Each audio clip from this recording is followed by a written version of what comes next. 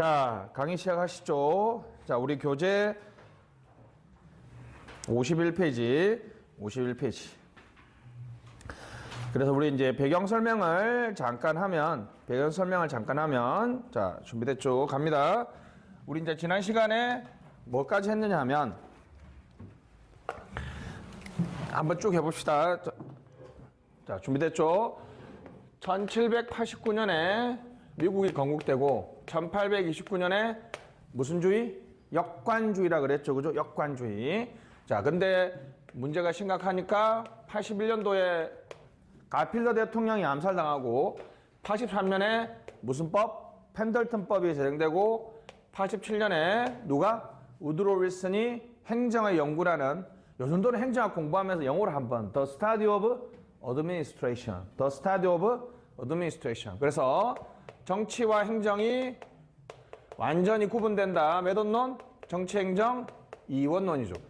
이때 당시에 미국은 19세기 후반 어떤 노동자들의 어떤 여러 가지 권리 운동이 있고 나서 그걸 극복하기 위한 과학적 관리법이 등장했죠. 여기서 가장 유명한 학자가 3명 있습니다. 원래 유명해야 될 사람은 누구라고요? 테일러죠. 현대 산업사회는 테일러의 지배를 받는다는 거죠. 시간 연구와 동작 연구. 하물며 저기 원장님이 월요일날 무슨 과목 하는 것도 전부 다 시간 연구와 동작 연구죠. 그죠? 포드는 무슨 벨트? 컨베어 벨트.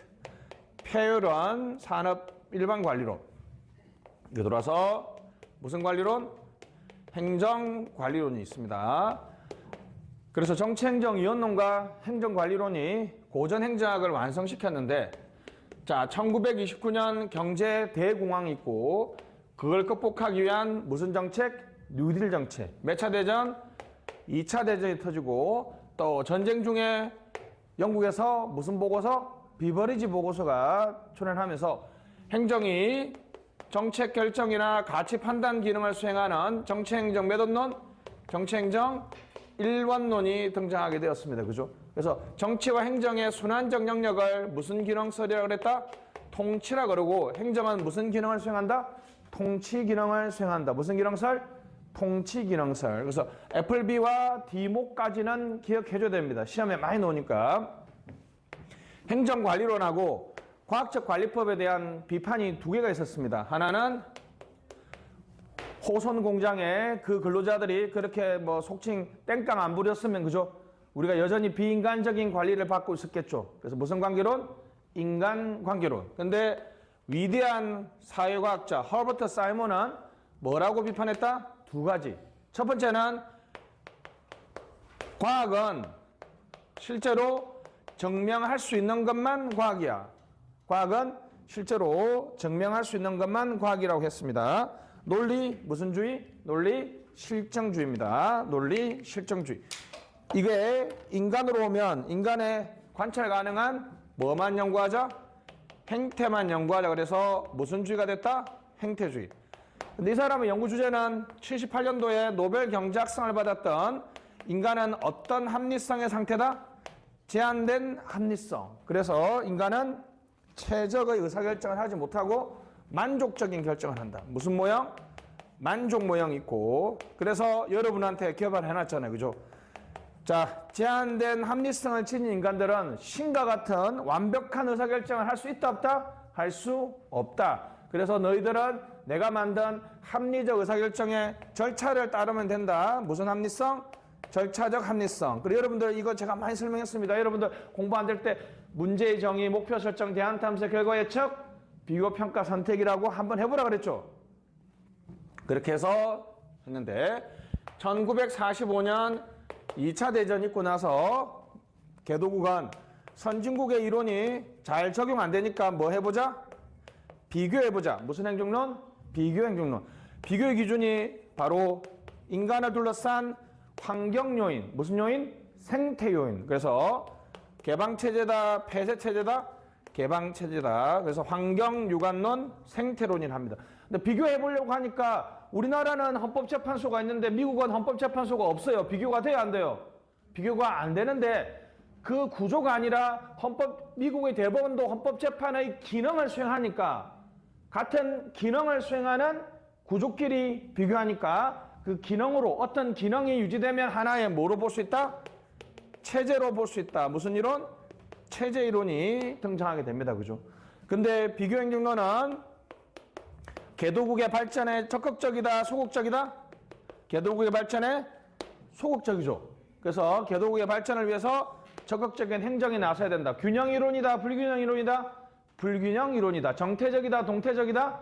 동태적이다. 동태적 불균형 이론. 먼저 행정이 발전해서 기관 형성, 발전 엘리트, 발전 계획, 목표 달성에 중요합니다. 효과성입니다. 자, 올해가 2025년이잖아요. 그죠? 올해가 여러분 행정학에서 역사적으로 5월달 되면 엄청나게 많은 행사를 할 겁니다. 올해가 우리나라 지방자치단체장 뽑은 지 몇 년 만이에요? 30년 되는 해입니다. 30년. 우리가 95년생들이 30살 되는 해입니다. 30살. 지방자치 30년. 자, 한국의 시험은 안 나오지만 면접에 가서 한국 행정 어떻게 생각하세요? 아이, 쓰레기입니다. 라고 하지 마시고 제가 배운 거에 하면 한국 행정은 여전히 무슨 행정이다? 발전 행정의 성격이 99%였다면, 아주 강했다면 95년 이후부터 지방자치단체장 선거를 하고 98년도에 IMF 경제위기를 맞으면서 오늘 배우게 될 NPM적 개혁을 하면서 발전 행정의 성격이 점차 약해지고 있다. 한국 행정은 자, 어떤 행정이다? 발전 행정의 성격이 아주 강했지만 일단 퉁쳐서 90년대 중반 이후부터, 맞죠? 90년대 중반 이후부터 발전 행정을 개혁하기 위한 다양한 노력들을 하고 있다는 게 딱 정답입니다. 됐습니다.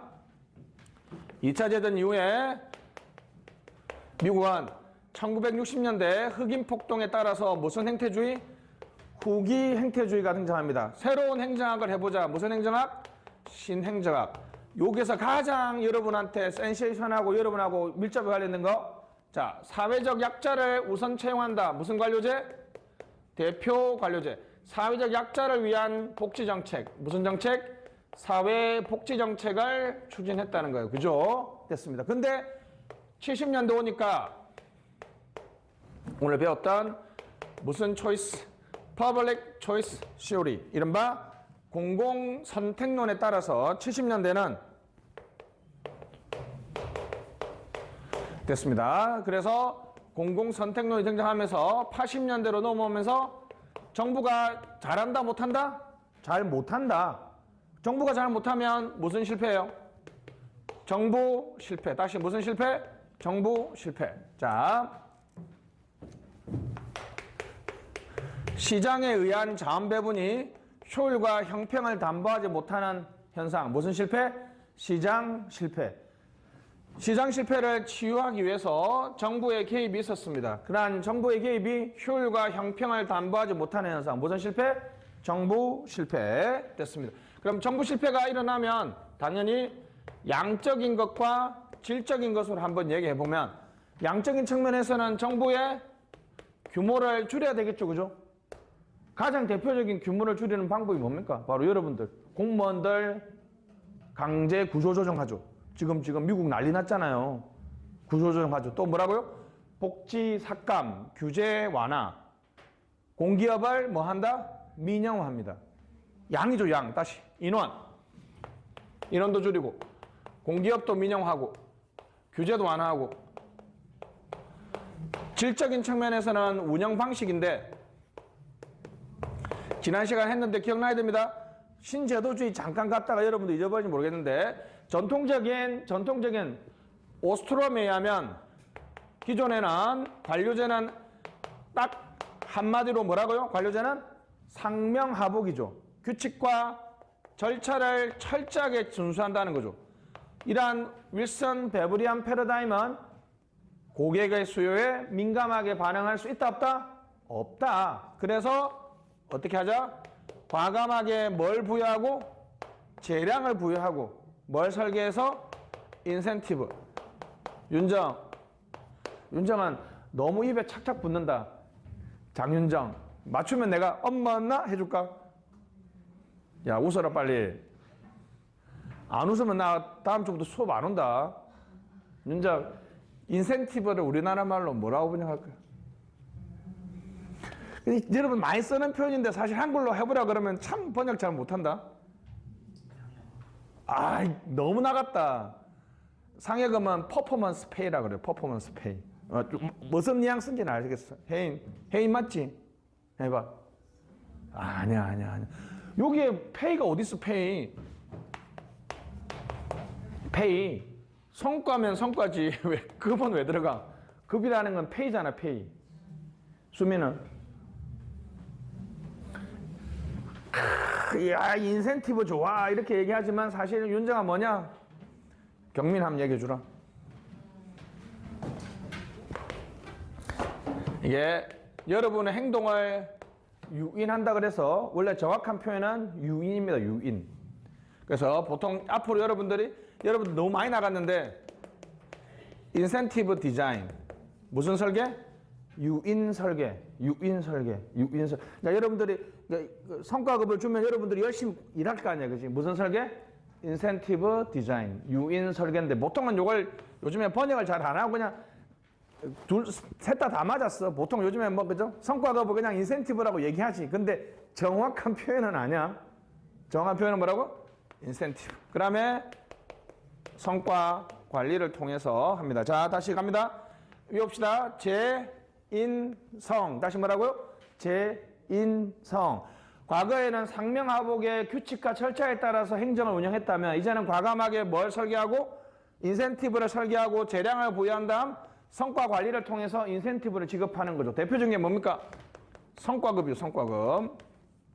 그래서 이것을 우리 새로운 형태의 관리주의라 그래서 자 외웁시다. 무슨 관리주의? 신관리주의. 다시 무슨 관리주의? 신관리주의. 요거는 큰 정부예요? 작은 정부예요? 작은 정부죠. 그죠? 그래서 시장에 맡긴다 그래서 무슨 주의? 시장주의. 그래서 시장주의와 신관리주의를 결합시켜서 새로운 공공관리라 그래서 신공공관리라고 합니다. 신공공관리라고 해요. 우리 잠깐 앞쪽에 가서 마지막으로 이제 우리 연표 한번 확인하도록 합시다. 29페이지.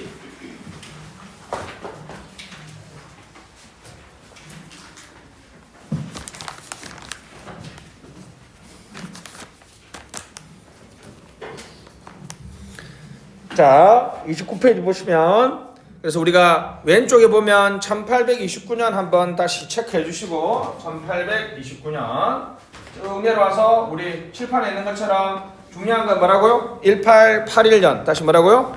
1881년이 있습니다. 1829년 잭슨 쭉 내려와서 1881년 무슨 대통령 암살? 가필더 대통령 암살. 가필더 대통령 암살.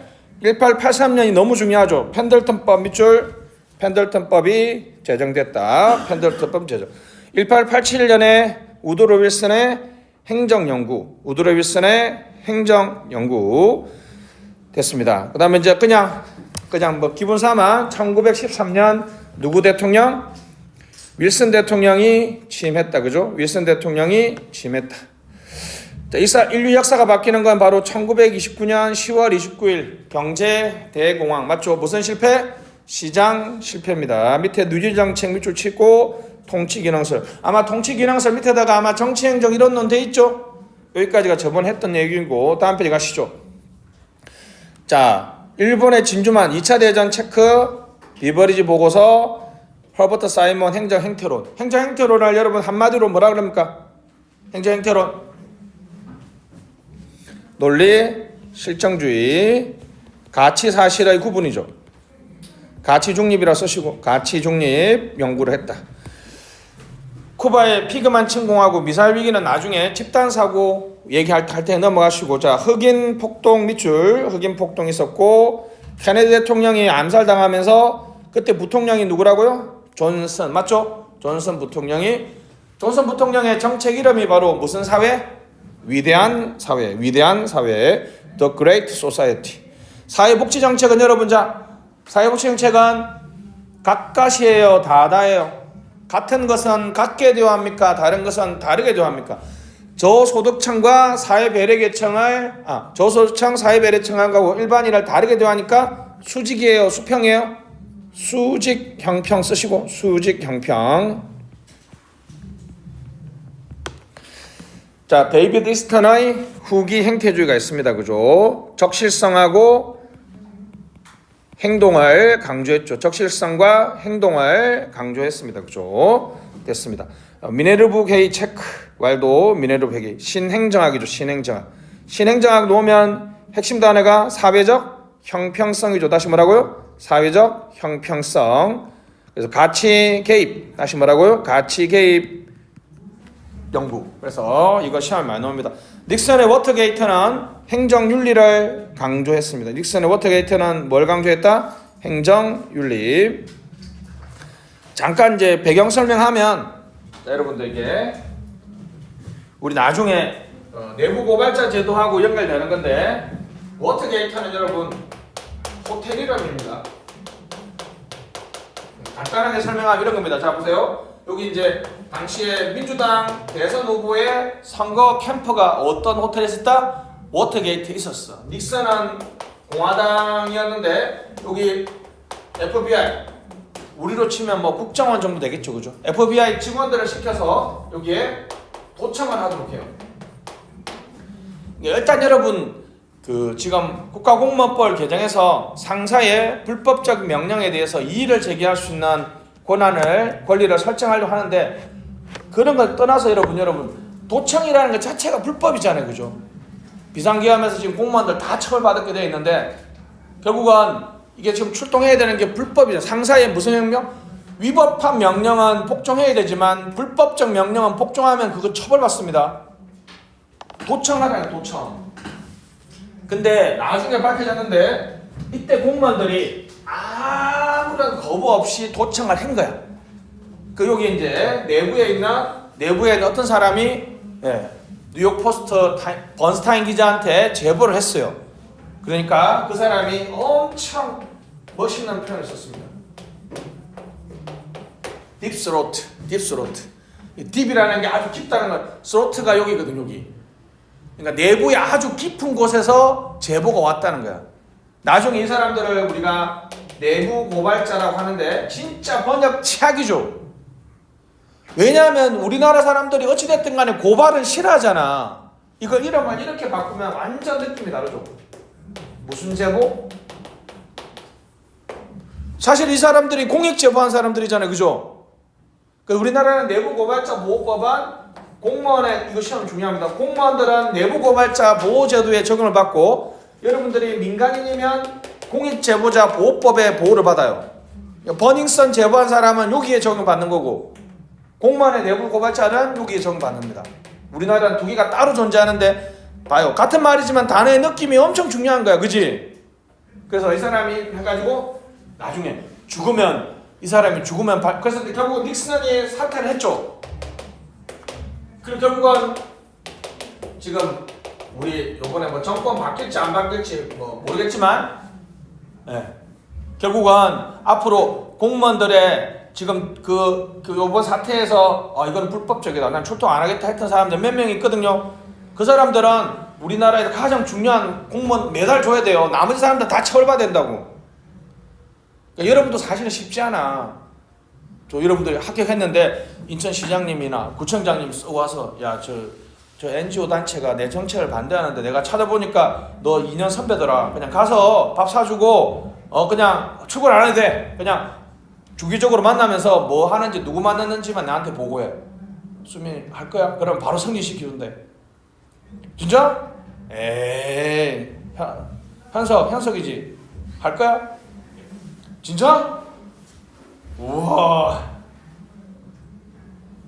방금 그렇게 말하면 엄청 쉽게 부드럽게 보일 수 있어요. 그게 바로 민간인 사찰입니다. 그게 이미 박근혜 정부 때 다 불법적이라 해서 공무원들 다 처벌받았어. 사실은 나도 이렇게 말하지만 그 상황이 되면 쉽지 않겠지만 이전에 그런 사람들에 대해서 처벌해야 된다. 그래서 행정윤리에 대해서 엄청나게 강조되게 되는 배경이 바로 뭐다? 무슨 게이트 사건? 워터게이트 사건. 이것 때문에 여러분 1978년도에 미국 대통령 중에 작년에 돌아가셨잖아요. 바로 가장 청렴하고 깨끗한 대통령이 취임하게 돼요. 바로 카터 대통령입니다. 인권과 윤리를 너무너무 강조해가지고 이 사람이 가장 싫어했던 사람이 바로 누구예요? 동아시아에서 18년 동안 독재하고 있던 박정희야, 박정희. 그러니까 주한미군 철수 얘기가 여기다 넣어서 여러분들은 뭐 무궁화꽃이 피었습니다. 이소 박사 얘기 넣는 맥락이 여기란 말이죠. 그러니까 인권 탄압을 많이 하니까 카터 대통령이 너 자꾸 인권 탄압하면 우리 미군 철수할 거야 막 그렇게 얘기하니까 박정희도 그 당시에 아직까지 우리가 북한을 완벽하게 제압할 수 있는 경제력이 아니었거든요. 그러니까 우리는 믿을 게 뭐밖에 없다? 핵밖에 없다. 그렇게 해가지고 김진명 씨가 이제 소설 썼는데 약간의 구라가 좀 포함되어 있는 거고 카터 대통령이 너무 청렴하고 너무 깨끗했는데 일은 진짜 못했거든요. 그래서 1981년도에 레이건 대통령이 취임하면서 임기가 끝났는데 이분이 더 놀라운 사실은 1993 이분이 퇴임하고 나서 전 세계적으로 엄청나게 많은 업적을 남겨서 이분이 더 재밌는 거는 퇴임 후에 퇴임 대통령으로서 가장 바람직한 롤 모델을 한 거예요. 93년도에 여러분들 안 태어났죠? 내가 또 군대 상병이었거든. 내가 너무나 기억나는데 유격 훈련 가 있었거든요. 김일성이가 죽었어요. 그때 남북에 그때 여러분 우리나라 전쟁 날 뻔한 거 아세요? 지금 뭐 그때 전쟁 광대는 그때 북폭을 했어야 된다. 왜냐하면 이제 그때 미국이 처음으로 북한이 핵을 개발하고 있다는 걸 알게 됐거든. 그래서 이제 진짜 빌 클린턴 대통령이 비행기 띄워가지고 북폭을 하려고 그랬어. 북한을 폭격하려고 그랬거든요. 그럼 북한 가만히 있었겠습니까? 그 와중에 이제 카터 대통령이 등장해서 내가 북한하고 남한의 중재자가 되겠다고 이렇게 했는데 갑자기 이제 김일성이가 죽으면서 이렇게 넘어가면서 지금 이제 뭐 하여튼 그렇게 됐습니다. 그죠? 너무 깊게 들어가지 마시고 이렇게 흘러내려왔고 자 빈센트 오스트롬이죠. 그죠? 빈센트 오스트롬의 공공선택론 맞죠? 옆에다가 써보세요. 다중파, 다원조직적 장치, 관할권의 중첩 아니면 여러분 민주행정 패러다임이라고 쓰든지 빈센트 오스트롬은 행정을 어떻게 운영해야 된다? 민주행정 패러다임. 민주행정 패러다임의 핵심 내용이 바로 다원조직적 장치, 관할권의 중첩, 권한의 파편화가 되겠습니다. 자, 그래서 올샥이 있습니다. 그죠? 1차 석유파도 와 3달러가 12달러 됐으니까 그죠? 무려 4배나 오른 거죠. 그죠? 그러니까 물가가 4배 오르고 있죠. 이러면 어떻게 되겠어요? 자, 물가는 팍팍 올라가는데 여러분의 소득은 정체되어 있습니다. 여러분 스태그라는 단어가 무슨 뜻이에요? 정체되다, 침체하다는 것이죠. 물가가 오르는 걸 인플레이션이죠. 그 두 개를 결합시켜서 무슨 플레이션? 스태그플레이션. 다시 뭐라고요? 물가는 올라가는데 내 소득은 줄어듭니다. 그죠? 무슨 플레이션? 스태그플레이션이 발생하고 그래서 영국 대단하죠. 영국 우리가 30년 전에 우리보다 IMF 구제금융이 있습니다. 그죠? 무슨 뜻입니까 이거? 복지병 무슨 뜻이에요? 바로 근로의욕이 감소되는 거죠. 근로의욕 감퇴 감소. 자 됐습니다. 한번 해보겠습니다. 자 여러분 이게 복지병이 영국병이라고 얘기하는데 자 여러분 극단적으로 말해볼게요. 감세의 경제학이나 공급 측면의 경제학 좌파가 아니라 우파가 주장하는 아주 마법의 묘약이 있습니다. 자 어떤 A라는 사람이 일을 하면 250만 원 정도 받는다고 생각합시다. 그럼 이제 이 사람이 실업급여도 이렇게 급여도 내겠죠. 고용 건강보험 내겠죠. 근데 만약에 이 사람이 어쩌지 해서 실업 상태가 되면 150만 원을 실업급여로 6개월 줘요. 그러면 복지가 좀 과도하다고 볼 수 있죠. 여러분들 생각해봐. 250만 원 벌다가 그냥 뭐 150만 원만? 그럼 어떻게 해요? 그냥 이거 뭐 적게 먹고 적게 싸고 그냥 150만 원 6개월씩 받고 좀 쉬려고 하겠지. 그러니까 복지를 너무 잘해주면 뭐가 떨어져요? 근로의욕이 감퇴되는 거야. 그럼 자 해볼게요. 이걸 한 70만 원 이게 빵이면 이제 바로 뭡니까? 이게 바로 아담 스미스의 자유방임주의잖아요. 이런 거는 너무 인간을 위험한 상태로 만드는 거죠. 그래서 우리가 기본소득이 노는 이유가 이런 거야, 이런 거. 토마스 무어의 유토피아의 노는 내용이 이런 거야. 자, 거기서 목사하고 시장하고 대화를 하는데 저도 다는 안 읽어봤어. 그 부분만 읽어봤는데 되게 의미가 있어요. 자, 돈이 하나도 없는 어린애가 시장에서 빵을 훔쳤어. 그러니까 이제 시장이 뭐랄까요? 저놈 손을 잘라가지고 이제 빵을 못 훔치게 해야 되니까 목사님이 했던 말이 뭐예요? 돈이 하나도 없고 배가 고픈 사람이 마지막으로 할 수 있는 일은 훔치는 것밖에 없는 거죠. 걔한테 뭘 주면 일정한 정도의 돈을 주면 훔치지 않고 빵을 삭거란 거야. 그러니까 그걸 받아들여서 토마스 페인이라는 계몽주의 사상가가 여러분 태어나고 보니까 인천에 있는 모든 땅이나 자원 배분 전부 다 배분 다 끝난 상태죠. 초기 자원 배분점에서 여러분들이 자원을 획득할 수 있는 권리를 받지 못했잖아. 맞잖아. 일어났더니 전부 다 사회적으로 바람직한 다 누구 소유하냐. 여러분은 거기에 다 참여 안 했잖아. 그래서 토마스 페인이 주장했던 게 뭐냐면 초기 자원 배분점에서 권리를 상실한 대한 보상으로 사람이 20살이 될 때 저도 이거 주장합니다. 우리나라 애들이 20살 됐을 때 이미 사회적 자원 배분이 다 끝났잖아. 권리 상실에 대한 보상으로 1인당 1억씩 줘야 된다는 생각해. 얼마 안 해. 지금 뭐 30만 명씩 태어나면 어떡해요? 3조밖에 안 되잖아. 우리나라 678조에 3조 속된 말로 껌값 아닌가? 여러분들은 자원 배분의 기회를 상실했잖아. 막말로 얘기해서 이재용 씨가 자기 아버지가 이건이 아니었으면 저 자리에 올라갈 수 있다고 생각하세요? 그걸 뭐 가난한 집에 태어난 게 뭐 운이지 이렇게 얘기할 수도 있지만 그거 분명히 문제가 있다라고 생각하는 사람도 많아요. 바로 존 롤스가 그렇게 생각하는 거 아니야. 농부의 아들이든 이건희의 아들이든 정경호의 아들이든 기회는 공평해야 된단 말이야. 그럼 기회가 지금 공평합니까? 그렇지 않기 때문에 기본소득 논의가 있는 이건 아니죠. 그렇다고 이것도 너무 복지를 많이 하잖아요. 그죠? 자 보세요. 70만 원이면 150만 원에서 70만 원 정도 깎아준 거죠. 그러면 기업들한테도 고용보험 부담이 줄어들겠죠. 그럼 이 사람들 기업들이 투자를 하겠죠. 이 사람들이 일자리 찾으러 노겠죠. 70만 원은 급하면 쓸 수 있지만 이게 몇 달에 살 수가 없잖아 사실. 오히려 감세를 했더니 오히려 뭐가 된다? 증세가 된다는 거야. 이게 바로 감세의 경제학이죠. 자 그러면 복지비를 삭감했다는 거는 정부 규모를 늘린다는 얘기예요? 줄인다는 얘기예요? 줄인다는 얘기죠. 무슨 정부? 작은 정부입니다. 대처 수상이 등장했죠. 카터 대통령 취임 주민발안 13 아주 중요합니다. 주민발안 13 프로포지션 13이죠. 조세 반란 2차 석유 파동이 있습니다. 대처 수상이 집권하게 되는데 한번 주민발안 13은 우리 행정학에서 많이 인용되는 거고 미국에서 아주 역사적 사건이죠. 좀 길게 쓰면 여기죠. 여기. 캘리포니아는요 이게 하나의 나라라면 GDP가 4위 정도 됩니다. 엄청나게 큰. 당시 미국에 엄청나게 경제 침체했었는데 여기 첫 시작은 여러분 남학생들 중에는 몇 명 기억하겠다 그죠? MIT 대학에서 나대지라 그럽니다. 그냥 버려진 땅이죠. 버려진 땅에 그죠? 젊은 애들이 가서 마음 놓고 놀고 새로운 걸 막 실험했어요. 거기서 이제 휴렉 패커드라는 컴퓨터 만드는 애들이 처음으로 기업을 만들었고 소문이 나니까 사람들이 모여들어서 거기가 혁신의 공간이 됐어요. 여러분이 아는 바로 실리콘밸리입니다. 실리콘밸리. 그래서 이른바 3차 산업혁명 무슨 혁명? IT 혁명이 일어납니다. IT 혁명. 그러니까 경제가 훌쩍훌쩍 사니까 어떻습니까?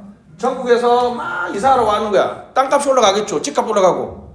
근데 캘리포니아주는 입이 막 귀에 걸렸겠죠. 어떡해요? 세금이 쭉쭉 들어오는데 여기서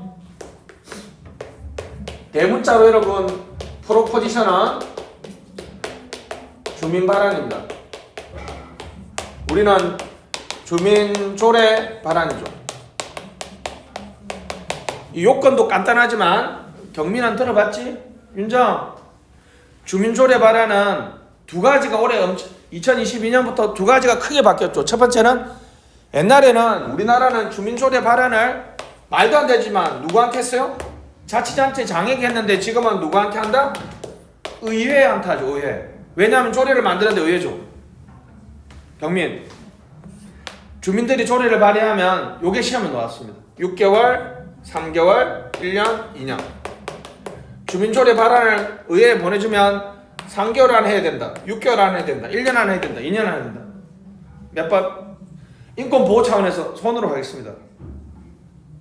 윤정 1년. 와, 역시 윤정 잘하네.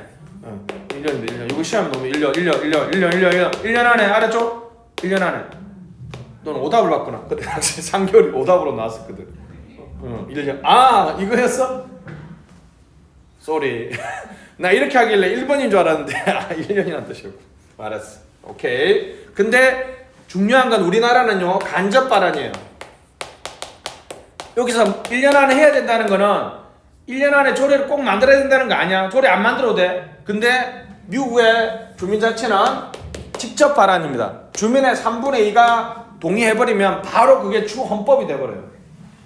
그 내용이 뭐냐면, 야, 앞으로 세금 거둘 때 주민들 동의를 받아야 돼 라는 거야. 돈을 내고 싶다는 거예요? 세금을 내고 싶다는 거예요? 안 내고 싶다는 거야? 안 내고 싶다는 거죠. 이게 왜 유명하냐면, 이거 통과되고 나서 그 다음 연도까지 해서 미국의 20개의 주에 전부 다 통과됐어요. 이제 자치단체장이나 또는 우리 주지사 입장에서는 내가 마음대로 이제 세금을 거둘 수 있다 없다? 거둘 수 없다. 70년대 말에 큰 흐름은 71년, 78년 서귀파동, 73년에 빈센트 오스트롬이 행정 이즈 쓰레기, 민주행정 패러다임으로 가야 된다는 이론적 흐름도 있었고, 주인발언 13회 복지병이 터졌으니까 이런 큰 흐름을 합쳐서 무슨 실패? 정부 실패라고 합니다. 밑에 가시죠. 그래서 신공공관리의 본격화. 신공공관리 밑에다가 시장주의 쓰시고 하나 더 써야 됩니다. 더하기 신관리주의. 시장주의와 신관리주의. 신관리주의 밑에다가 재인성 쓰시고.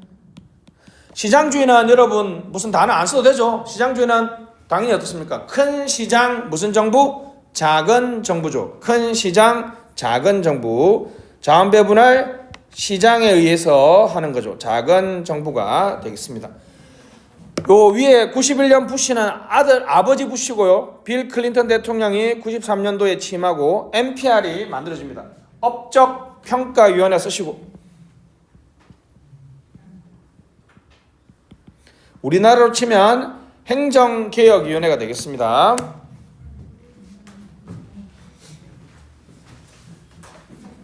자, 밑에 부시는 아들 부시죠. 아들 부시가 되겠고, 아들 부시는 이제 9.11 테러, 2001년에 9.11 테러 이후에 행정개혁의 흐름이 상당히 약합니다. 그죠? 그 다음에 밑에 있는 대통령은 이제 바로 글로벌 금융위기. 자, 금융위기가 있습니다. 그죠? 옆에다가 신자유주의 쇠퇴 쓰세요. 자, 신자유주의가 쇠퇴한다. 신자유주의 쇠퇴. 그래서 이제 뉴노말. 다시 뭐라고요? 무슨 노말? 뉴노말. 우리나라는 저조고양입니다. 저조고양. 저출산, 저성장, 양극화, 고령화. 난제 밑줄, 난제. 자, 시험에는 객관식 시험에는 안 오는데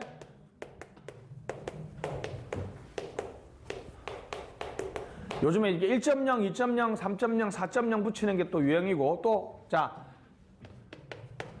현석 1차 산업혁명이 뭐라고? 1차 산업혁명이 제임스 와트의 전기기관이고, 2차 산업혁명이 뭐라고요? 에디슨의 전기. 3차 산업혁명은 PC. 4차 산업혁명을 대표하는 기술은 AI, IoT, AIC, 클라우드, 빅데이터, 모바일.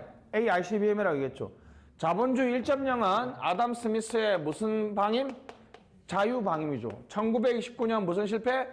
세계경제대공황으로 자본주의를 수정하자. 무슨 자본주의? 수정 자본주의가 등장했다는 거 알고 있죠? 그게 1970년대 말에 정부 실패로 사망하고 새로운 자본주의, 이른바 무슨 주의? 신자유주의. 이 신자유주의에 따라서 NPM적 개혁을 추진한 거죠. 자, 글로벌 금융, 신자유주의는 글로벌 금융위기라는 게 뭐냐 하면, 이게 우리나라가 이제 부동산 폭락이 없다고 논리를 펴는 가장 대표적인 논구 중에 하나가 LTV나 DTI입니다. 뭐 한 번쯤 들어봤는데 뭔지 모르시죠? 나중에 집 살 때 다 알게 돼. 걱정하지 마. 자, 해볼게요. 서브프라임 모기지 사태, 일반 글로벌 금융위기라는 건 단순하게 한번 설명해 볼게요. 미국은 그 당시에 1억이란 집에 대출을 1억 2천을 해주는 거야. 왜 1억 2천을 해줘? 다음 연도에 집값이 1억 5천이 될 거로 예상을 하고 해주는 거야. 근데 이런 채권을 사가지고 또 다른 데 팔고 했는데 실제로는 집값이 안 오르면 어떻게 되겠어요? 집값이 안 오르면 이 채권을 이제 이자를 못 내는 사람들이 대량으로 집을 내놓겠죠. 그렇게 했다가 딱 빵 터져버리니까 이 채권들이 전 세계를 돌아다니면서 여러분들이 좀 이런 국제 정치나 이런 게 관심 있는 분들은 그 당시 이 채권에 직격탄을 맞은 나라들이 이제 피그스, 포르투갈, 이탈리아, 그리스, 스페인. 그래서 재정 건전성의 얘기가 여기서부터 하는데, 그래서 재정 준칙 여러분들이 재무행정에서 생으로 외우는데 왜 이게 등장했다고요? 재정의 지속 가능성을 확보하는 그때부터 중요한 문제가 된 거야. 이 불량 채권을 싹 다 해소하는데 엄청나게 국제사회가 그러고, 결국은 금융이나 기업들한테 자유를 주니까 결국 이런 불량 채권을 팔아먹는 나쁜 짓을 하는구나라고 하면서 새로운 자본주의 몇 점 0? 4.0에 대한 논의가 있습니다. 그죠? 자본주의 4.0에 대항 패러다임이 3개가 있는데 여러분은 그 중에 이미 2개는 알고 있어요. 2개는 알고 있습니다. 그죠? 근데 행정학에서는 4.0에 이제 새로운, 다시 잡으세요. 이전과 다른 새로운 경제 사회 현상이 등장했죠. 그러면 새로운 표준, 새로운 정상적인 운영 방식이 필요하죠. 새로운 시장에 새로운 정상적인, 새로운 표준적인 운영이 필요하다. 이른바 무슨 시대다? 뉴 노멀의 시대다. 다시 무슨 노멀? 뉴 노멀의 시대다. 2008년 이후부터 이렇게 떠드는데 요즘에도 객관식 문제 여러 번 나왔어. 그럼 문제도 어떻게 해요? weak the problem. 엄청나게 사악하다. 엄청나게 어려운 문제들이. 왜냐하면 융복합되는 문제거든요. 요즘에는 또 이 표현도 잘 안 씁니다. 2008년이면 지금 여러분 관련성을 하면 초등학생 때일걸 2008년이면. 근데 인류 역사에 큰 변화가 하나 더 있는데 바로 2016년 여러분 우리는 그 사람을 다 봤잖아. 인공지능을 이긴 마지막 인간을 봤죠. 그죠? 이세돌을 봤잖아요. 그죠? 세계 경제 2016년이면 좀 이제 좀 가깝죠? WEF 세계 경제 포럼입니다. 그죠? 다보스에 열려서 다보스 포럼인데 몇 차 산업혁명론? 4차 산업혁명론이 등장하면서 우리가 자 전반적인 흐름 어떻습니까? 지금 세상이 크게 엄청나게 지금 바뀌고 있죠. 그래서 최근에 뉴노멀에 대한 논의는 4차 산업혁명론을 포섭하면서 완전히 새로운 형태로 전개되고 있습니다. 새로운 세상이 온 거 동의하세요? 그럼 새로운 행정이 필요합니까? 새로운 정치의 표준, 새로운 행정의 표준, 새로운 사회 운영의 표준이 필요하죠. 무슨 시대에 살고 있다? 뉴노멀의 시대. 뉴노멀의 시대에 살고 있다. 문제의 성격도 엄청나게 복잡해집니다. 무슨 문제? 융복합. 이게 진짜 멋있는 말이죠. 여러분 핸드폰, 여러분 쓰는 스마트폰 있잖아요. 원래는 무슨 기기입니까? 원래는 통신기기잖아요. 근데 여러분들 요즘에는 방송으로 더 많이 쓸걸? 유튜브로 쓰는 거는 지금 그게 뭐야? 통신이야, 방송이야? 통신과 방송이 융복합화되죠. 테슬라 차를 몰아본 사람들의 첫마디는 뭐예요? 이거는 차가 아니라 전자기기다. 자율주행은 여러분 차입니까? 아니면 통신기기입니까? 여러분 자율주행 우리나라에서 어느 부처에 담당하는 것 같아요? 그래 융복합 되는 거야 지금. 융복합. 경계가 섹터 간의 경계가 모호해지는 현상. 참고로 여러분 벌써 2년 됐어. 2년 전에 여러분 IT는 우리 남학생들이 석준 너 석종 미안해. 메타버스 들어봤지? 한글로 번역해봐. 참고로 정부의 공식 번역이 있습니다. 여러분 이미 2년 전에 여러분 죽기 전에 여러분 공무원 되면 죽기 전에 메타버스 오피스에서 일할 수 있어. 메타버스 오피스가 뭐겠어요? VR AR 기기 한번 써봤냐, 경민아? 안 써봤어. 너 옛날, 야, 빨리 한 번씩 써봐, 나처럼. 막 나 죽겠더라, 야. 나는 너 확실히 꼰대야, 옛날 사람이야. 메타버스 오피스는 뭐냐 하면요. 여러분들이 VR 기기를 딱 써. 그럼 사무실로 출근해. 집에 있어. 집에 있는데 사무실 출근해가 어떻게 해요? 그럼 저기 메타버스 오피스에 동장님 왔었겠죠. 맞죠? 그럼 거기서 일하는 거야. 재미없습니까? 나 그거 보면서 너무 놀랐는데 여러분 너무 편할 거 아니야. 그래서 근데 재밌는 건 뭔지 아세요? 메타버스 오피스에 출근할 때 오늘은 내가 신민하러 가야지. 그럼 신민하 누르면 내가 이제 신민하러 가서 올라가서 작업. 재미없냐? 재밌어져야 돼. 그래서 메타버스가 뭐야? 한글로 틀렸어. 가상현실은 VR이죠. AR은 뭐예요? MR, XR. 봐봐, 이런 거 좀 알고 있으면 있어 보이잖아. 그지, 수민아? 하나를 맞춰봐라. 어디겠네? 이건 뭐 Virtual Reality. 이거는 Augment. 증강현실. 현실이 확장되는 거. MR은 뭐겠어요? Mixed Reality. 혼합현실. XR은 Extended Reality. 확장현실. 그래서 메타버스는 혜인아 뭐냐? 모르겠어요. 들어는 봤지?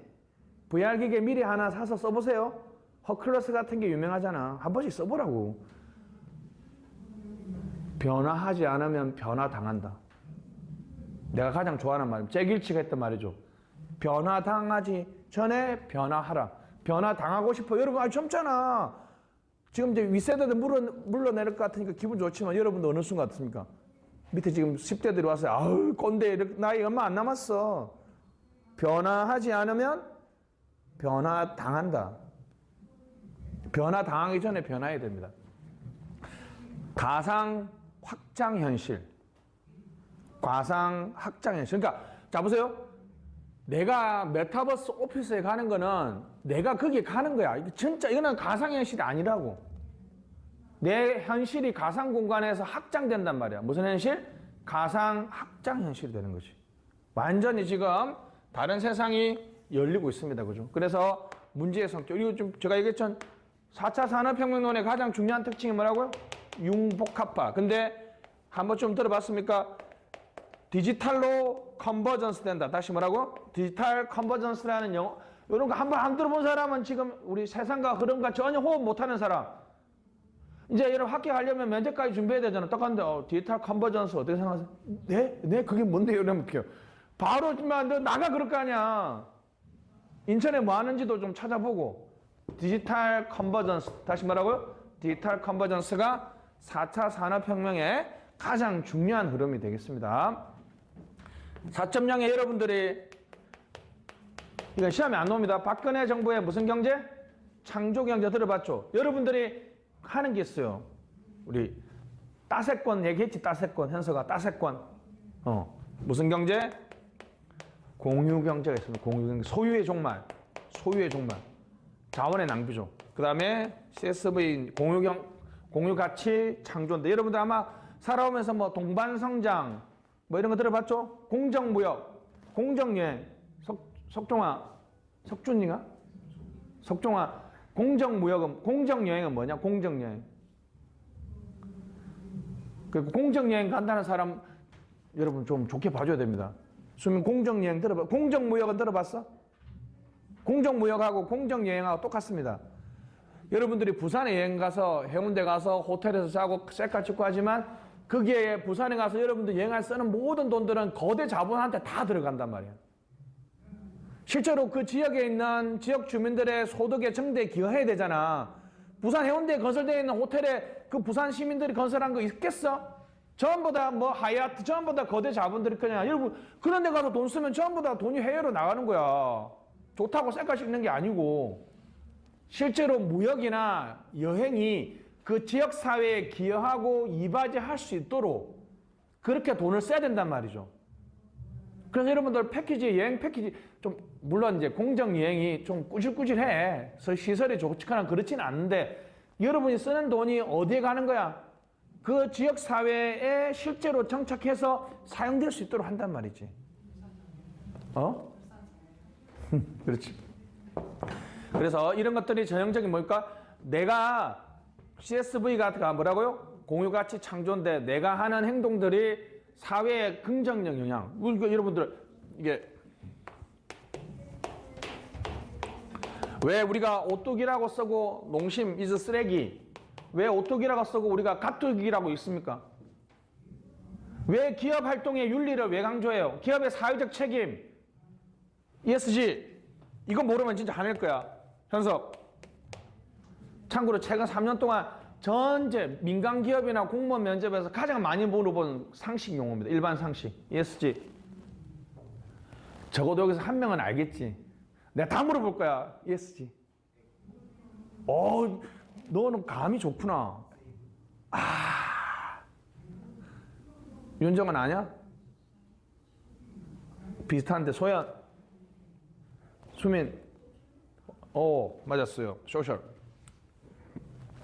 자, ESG는 잘 들으세요. 기업이든 정부든 개인이든 요즘에 바람직하게 추구해야 될 사회적 가치를 요약한 세 개예요. environmental, 환경. 그래서 오뚜기가 왜 오뚜기가 왜요? 비싸도 여러분 비싸도 어떻습니까? 제값 주고 친환경적 소재를 쓴 제품도 사잖아. 왜? 환경 보호를 하잖아. 환경 보호. 그리고 무슨 책임? 사회적 책임을 다하는 거야.